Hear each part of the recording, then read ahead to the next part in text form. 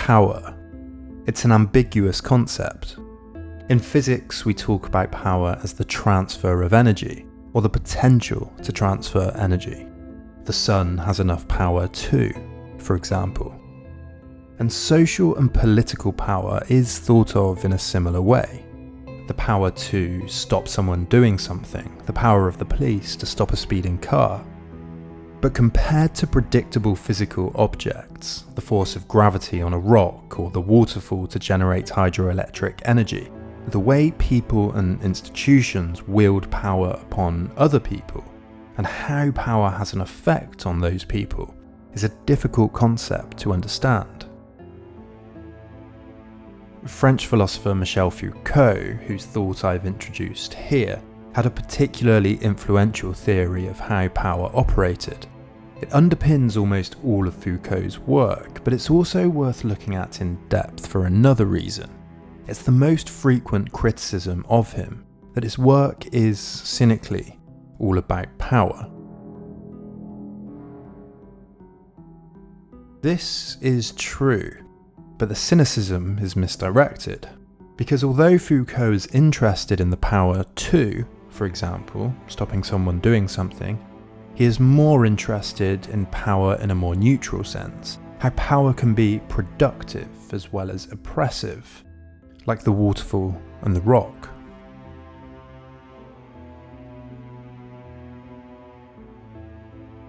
To understand this, it's essential to understand how three Foucauldian concepts relate to one another: the subject, power, and knowledge.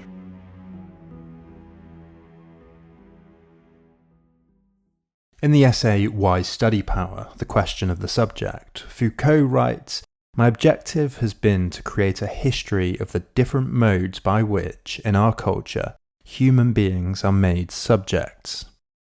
What does he mean by subjects? He has a unique understanding of the subject, of how the human mind is constructed. He says it's become objectified, that is, that it's a subject and an object at the same time. Take the study of the speaking human, Foucault says. It's only in the 19th century that we begin to study human speech as an object, as a science, as something to be understood. We start to study grammar, then philology, linguistics. We start to categorize, measure, compare. The human becomes an object. It becomes written down, quantified, put in boxes, interpreted. Humans as a species become things to be studied themselves. But this objectification then becomes subjectification. This new information has power over us, encourages us to act in certain ways. It subjectifies us. In a very obvious sense, for example, we teach children in schools by the standards dictated by the history of linguistics, or economics based on a very limited and particular understanding of how humans have produced and consumed over the last few centuries. This information becomes authoritative. Many would argue that the way linguistics, as an example, has developed and the reasons we teach children this or that grammar is purely rational, a product of becoming more intelligent as a species. But Foucault says that the word rationalization is dangerous. He writes, what we have to do is analyze specific rationalities rather than always invoke the progress of rationalization in general. Specific rationalities, as if there are more than one. His point is that if there are innumerable different ways of doing something, as exemplified by the thousands of types of language and communication over the world, what justifies doing something one way over the other? His answer is power, that social systems move us to do certain things in certain ways. Between 1970 and 1982, Foucault gave a series of lectures at the Collège de France. One of the more influential in 1978 was Security, Territory and Population, which was published posthumously. In it, he takes biopower as the central concept. He said, "This year I would like to begin studying something that I have called, somewhat vaguely, biopower, By this, I mean a number of phenomena that seem to me to be quite significant, namely, the set of mechanisms through which the basic biological features of the human species became the object of a political strategy, of a general strategy of power. He goes on to argue that our traditional understanding of power is a product of the Enlightenment. Starting in the 17th century, social contract theorists like Hobbes, Locke and Rousseau all discussed the justifications for and limits of government, of why and when rulers should have power over us. Hobbes, for example, argued that the sovereign, the king or the queen, had power because if no one ruled, anarchy would reign. But the type of power these thinkers conceptualized was juridical power. It's the power of law over us, the banning of certain actions, speeding for example, and the threat of violence if the rule is not adhered to. It's the threat of violence that always underpins it. It may not seem like it, but in reality, if you refuse to pay the speeding ticket and you refuse to go to prison, in the end there'll be some kind of violence, the baton or the gun directed against you. But as these Enlightenment philosophers were writing, a new type of power was emerging. The power not of ruling, but of governing too, of managing grain prices, of maximising profit of foreign trade through mercantilism, then slowly of poor relief, education, healthcare, the disciplining of delinquency, the practices of psychiatry, of encouraging certain types of medical knowledge, of planning and executing epidemic control. In all of these cases, a certain type of power is exercised, using certain methods by certain groups of people over others, and importantly, all of this was not the exercising of juridical power, not simply the power of the law, but of what Foucault calls biopower, the power to produce subjects. He argues that this is a type of power that the state in the West has inherited from the Church. It doesn't simply command do or do not, and punish according to that law, but also aims to know people's minds and actions, seeks to direct thought and desire itself. Fires and other catastrophes are dramatic events which attract wide attention. But we ignore the less spectacular but continuous wastage and erosion of our population. Every day we are tragically wasting our human resources by failure to provide for healthful and effective living. Wastage of human resources occurs at all age levels, but infancy is an especially hazardous period.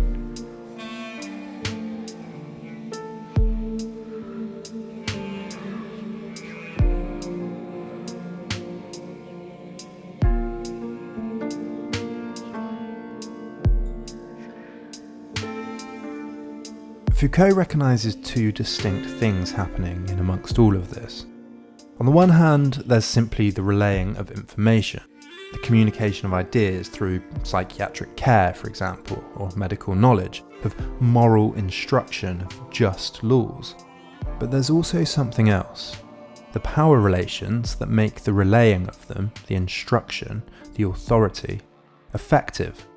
He writes, "The activity which ensures apprenticeship and the acquisition of aptitudes or types of behaviour is developed there by means of a whole ensemble of regulated communications, lessons, questions and answers, orders, exhortations, coded signs of obedience, differentiation marks of the value of each person and of their levels of knowledge, and by the means of a whole series of power processes. Enclosure, surveillance, reward and punishment, the pyramidal hierarchy." He asks, how can we separate the two? How can we understand them distinctly? He says that biopower doesn't have an effect on people physically, necessarily, but on possible future actions, their possibilities and choices. He says this power is an action upon an action. It constrains and encourages. The teacher, for example, has the power to mark a test, assign grades, which employers use to judge potential candidates. The teacher doesn't hold a gun over the student's head, but the student knows that the power that they do have has an effect on their own future choices and possible actions. He writes, faced with a relationship of power, a whole field of responses, reactions, results, and possible inventions may open up. He goes on, It's a total structure of actions brought to bear upon possible actions. It incites, it induces, it seduces, it makes easier or more difficult.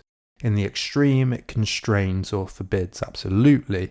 It is, nevertheless, always a way of acting upon an acting subject or acting subjects by virtue of their acting or being capable of action.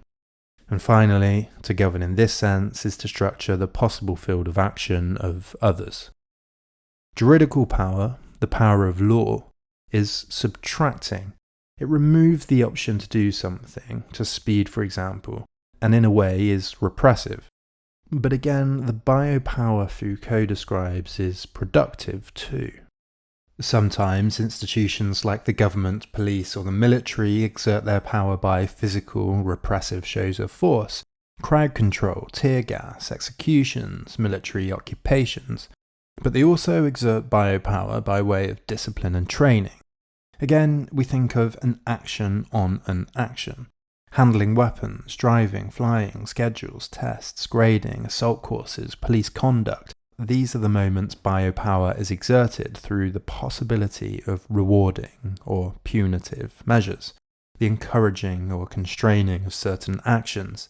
These actions then have an effect on others, citizens for example, and their possible actions, where they go and how they act. Take criminology and its use by governments. There must be checks, supervision, investigation, correction, but also preventative measures. What's the crime rate in a certain area? How can one predict crime and prevent it? To what extent should surveillance of any kind be used? How can we understand the criminal? Is it worth trying to correct? What level of comfort and freedom should be allowed? Are they dangerous? What's optimal? What's the norm, the base rate that we compare all of this to? Foucault writes, discipline classifies the components thus identified according to definite objectives. What are the best actions for achieving a particular result? What's the best movement for loading one's rifle? What's the best position to take? What workers are best suited for a particular task? What children are capable of obtaining a particular result? Ultimately, he says, it reduces to economics. The fundamental question is economics and the economic relation between the cost of repression and the cost of delinquency. Many spend their time in unhealthy surroundings that foster juvenile delinquency, especially among those who have had an unhappy childhood. This is an inexcusable waste of our most valuable resource. That might do it. The records of our juvenile courts all plainly show how widespread is this tragic waste of youth. This wastage could be prevented by more adequate provision for the basic needs of youth.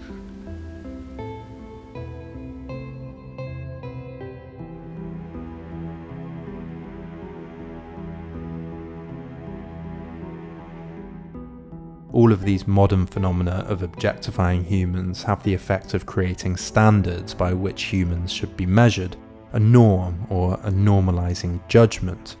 How good is child X at maths compared to the norm? How much crime is in area Y compared to the norm? How efficient is soldier Z compared to the norm? Which leads Foucault to another point. A norm, a standard, is only possible in reference to a group. And modern governmentality is only possible in reference to a population. All of these practices emerge at the same time as our modern understanding of what a population is. In Security, Territory and Population, Foucault shows that definitions of population used to define the term as repopulating a territory. It had a slightly different meaning to today. In the 17th century, it begins to take on its modern usage. Population becomes important analytically, to study, to understand, to quantify. Because the population of a country provides manpower, economic development, agricultural output, it becomes the source of a state's wealth. Birth, death, sickness and productivity rates become important. Population then, as an aggregate, creates a mean, an average citizen, and a normative curve against which exams, tests and requirements can be assessed. The question can be asked, how can the correct sort of population be encouraged? It's only then with the modern concept of population that we get the modern form of governmentality. He writes, baldly, at first sight and somewhat schematically, we could say that sovereignty is exercised within the borders of a territory, discipline is exercised on the bodies of individuals, and security is exercised over a whole population. We can see then how sovereignty, juridical power, the power of the gun, of the baton, of law, is exercised over a specific territory. This territory has a population, the productivity of which is important to its sovereignty, and then discipline threads all of this together, creating subjects through power and knowledge. The middle years of life should be the most productive years, on farm, in mill and factory. Yet many are not at work because of accidents, illness, and occupational disease. Millions of productive hours are lost, reducing income for workers and their families, and reducing production for society.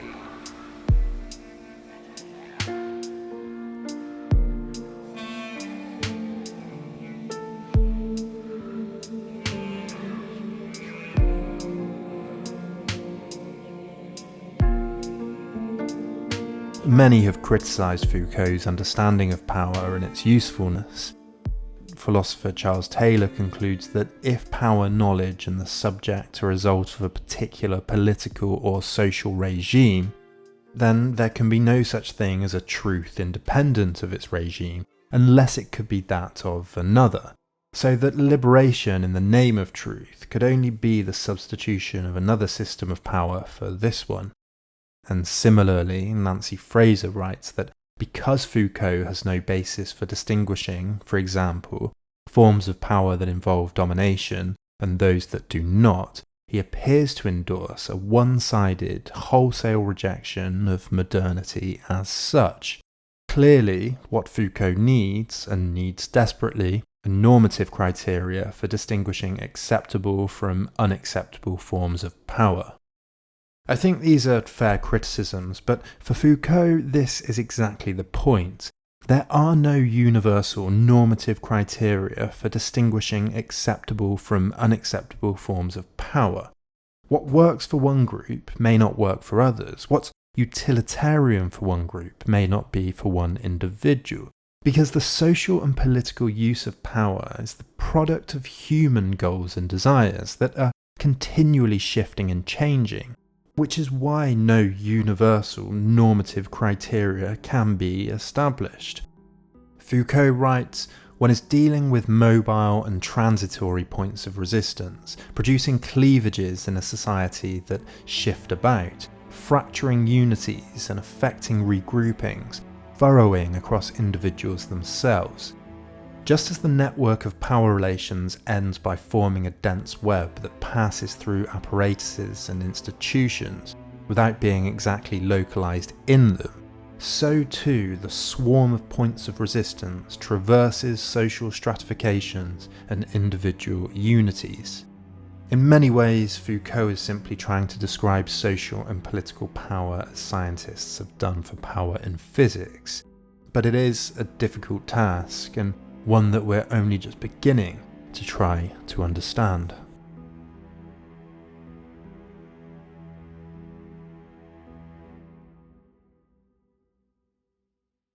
If you like these videos, I need your help, and here's my request. If you think you get the same value from 4 of these videos as you do from just 1 cup of coffee, then please consider pledging just $1 per video. That's $3 to $4 per month to keep this channel going. You can even limit your pledge to $1 a month, and if you pledge $5, I'll add your name to the credits. To those that already support Then and Now, thank you so much. This channel just wouldn't exist without you. You can also hit like, share, follow me on Twitter and Facebook, etc. All of these things really contribute to helping Then and Now grow. Thanks for watching, and see you next week.